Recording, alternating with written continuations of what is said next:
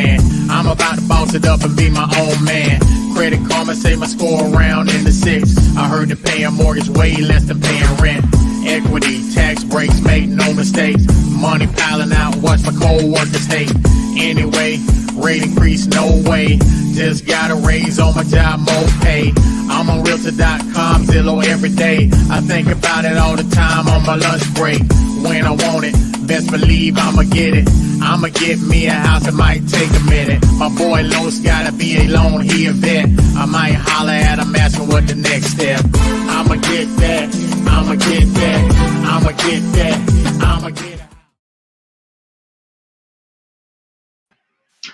Hey, what's up, y'all? This is Ed Averett with the Averhome Group, Fathom Realty. Welcome to another episode of the Process Podcast.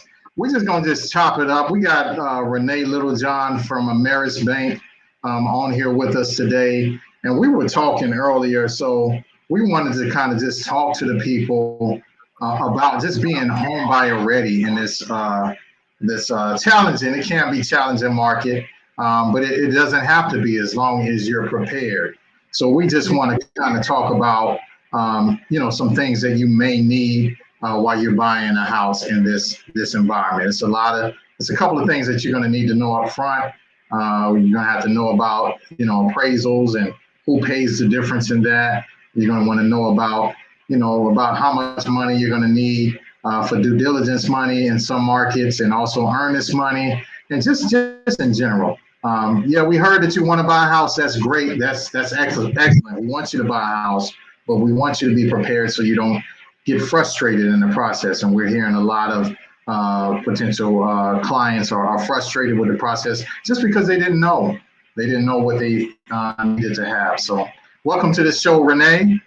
How you doing? Thank you. I'm doing well. I hope everyone else is doing well. Excited about it. Let's get to chop it up and let's talk a little bit about what you were talking about, Ed, is let's not get discouraged in this environment. Let's just be equipped.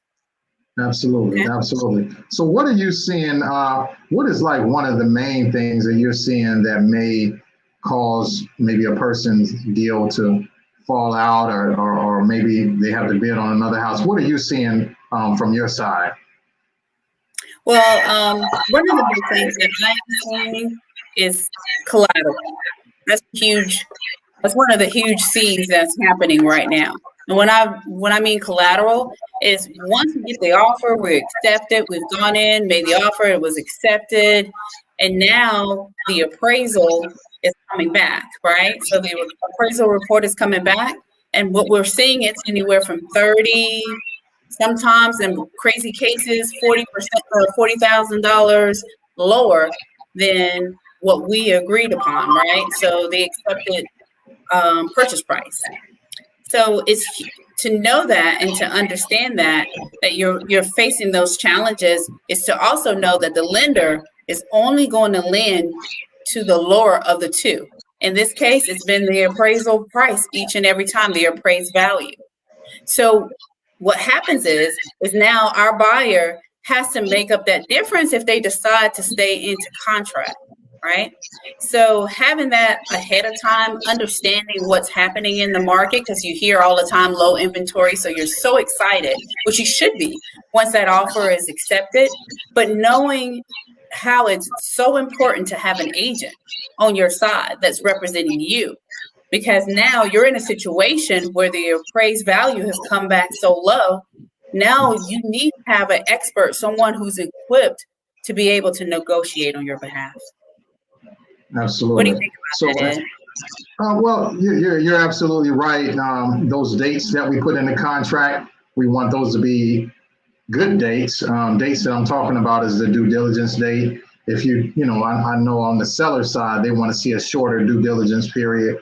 But in reality, on the lender side, you can't get an appraisal back in 2 or 3 days, can you? No, the average turnaround time right now is taking anywhere from 2 to 3 weeks. And so setting like 20 days or 3 weeks as a point is very important because that appraisal can make and break the deal right now. That's what's happening. Absolutely. So you want to have realistic dates. You want to be on the same page as your lender, have conversations with your with your loan officers and kind of ask them, when, how much time it takes for appraisals to come back.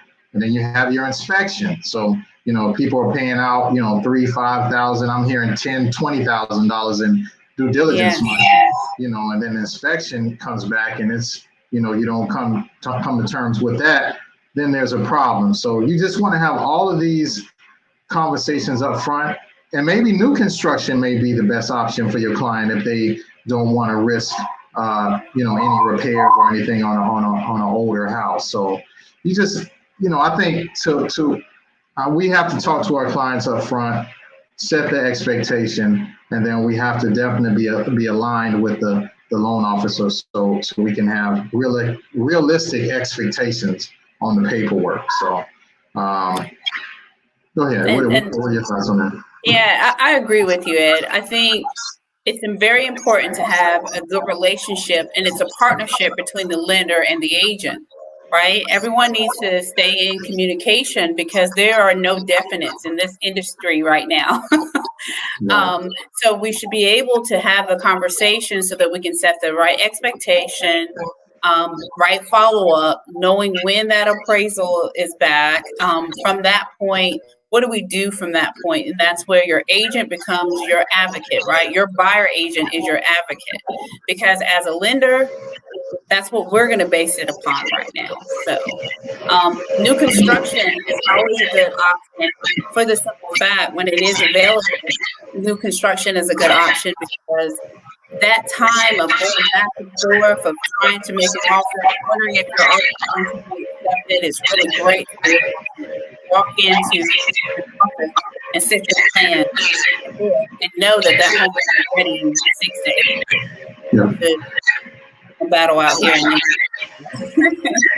And that use, and some, I do have to throw this out here that I know some builders are doing highest and best out here in this market. So it really just depends on the builder. But, generally speaking, as long as you have the right team that knows the market and they know what to expect and they have those conversations with you up front before you pay your due diligence money, earnest money, money for appraisal. How much money would you say on average that you think a potential client would need to have available to them to get started with the process? Yeah, it's very important. That's the other C is capital, right? Having at least at very minimum 5,000 is what I would say to get started. But right now in this environment with competitive offers for due diligence and earnest money, I'm like bumping that up to 10,000 now. So that's how different it is. But at a minimum of 5,000 at least is a good starting point in getting started in this journey, because you have not only earnest money due diligence, but you have your appraisal fee, you have your home inspection fee, you may have, if you decide to do a survey or radon test, those costs are in there also. So not only are you thinking of how competitive can I be with my due diligence, but you also want to think about, hey, there's other costs involved in this process. So having a start of 5,000 is a good idea as a benchmark, in my opinion. Even if you get down payment assistance, right? So some people think that because if they're getting down payment assistance, zero down, I ain't got to put nothing down. And we know that that's not true. So even if you're getting down payment assistance, you still should have about $5,000 to $10,000 in the bank. Am I right? Yes. The reason why is because of what I discussed in the beginning. Down payment assistance does not take care of your appraisal, your inspection, and all those costs that are upfront costs. But do keep in mind with due diligence and earnest money, if you follow through with the contract and everything flows right, your appraised value comes back like you wanted to, at the end, you're able to reapply that due diligence and earnest money. So don't get too afraid, like it's a total of 5,000 or 10,000. It's a portion of that if you are successful in getting to the closing table and closing on, on the deal, for that to be reapplied or to your closing costs, right?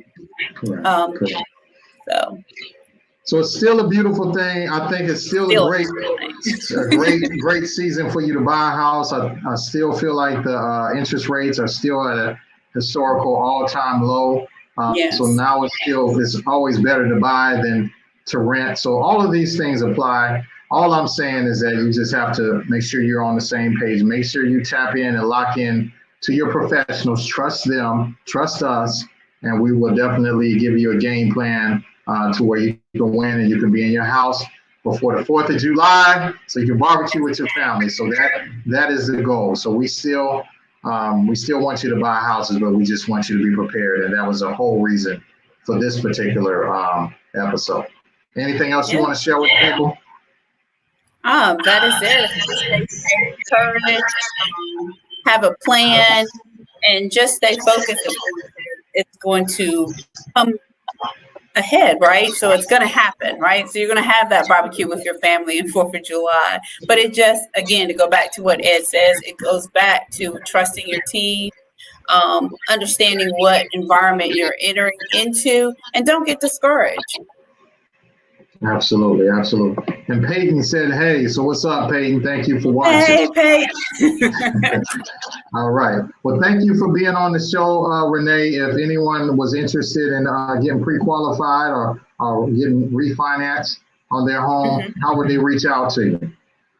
Yeah, so definitely reach out to me. Again, I'm Renee Bourgeon with Ameris Bank. My phone number is 336-210-2414. Again, that's 336-210-2414, or visit amerisbank.com. You can definitely search my name, zip code 27410. You just reach out to me. I'm available to answer questions. The only way to do this is to get started. And you guys have some great news too. You can go down to a 620 credit score, right? For Yes, clients. in some cases, yes, 620.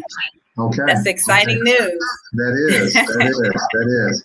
Well, thank you for being on the show, and I want to thank everyone for watching, taking time to watch this. One love. The rent man done went up on the rent man. He ain't about to get another red cent, man. I'm about to flip the script and change the game plan.